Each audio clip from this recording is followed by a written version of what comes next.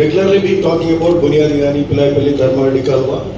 So last 2 weeks back review కూడా పెట్టారు మీరు. మా ప్రాంత వాళ్ళందరూ కూడా చాలా హ్యాపీగా ఉంది.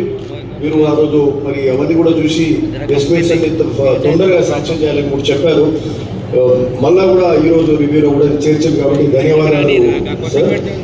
ఫర్దర్ టు ఈ సేఫ్ కెనాల్ సిస్టమ్స్ లో తొందరగా శాంక్షన్ చేయాలని ఒకటి కోరుతూ, ఎందుకంటే పొల్యూటెడ్ వాటర్, మూసీ వాటర్, దానితో రైతులు వ్యవసాయం చేసుకుంటున్నారు. మీరు మరి దాన్ని శాంక్షన్ చేస్తూ సంతోషం. ఇది సేఫ్ సిస్టమ్ లా, సేఫ్ కెనాల్ సిస్టమ్ లా సిఐ గారు కూడా ఇక్కడ ఉన్నారు.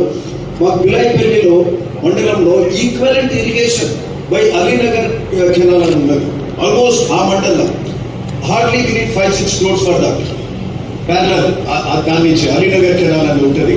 ప్లస్ అట్లనే బీబీ నగర్ అండ్ బోర్గిల్ మండలికి సంబంధించి గొల్లెపల్లి కాలువ అనేది ఒకటి ఉంటుంది. దానికి సంబంధించి అదొకటి, అది కూడా 4-5 crores. దెన్ బునియాది గారి కాలం నుంచి మన బునియాది గారి కాలం ఇట్లా ఒల్గొండ మండలికి వెళ్ళిపోతుందో అక్కడ భీమలింగం కెనాల్, దానికి కూడా అడిషనల్ ఫండ్స్ పెడితే, ఎందుకంటే వీటితో ఎంత ఇరిగేషన్ అవుతుందో వాటితో అంత ఇరిగేషన్ అవుతుంది.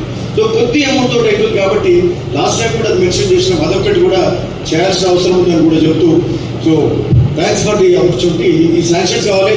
అడిషనల్ 1 plea అన్న, 1 plea మంత్రి గారికి, మా భట్టి సార్ గారు కూడా ఉన్నారు, డిప్యూటీ మంత్రి గారు, సీఎం గారు, మాకు మీరు మా బసవపురం ప్రాజెక్ట్ మీదకి వెళ్ళి మీరు పాదయాత్ర చేసినారు.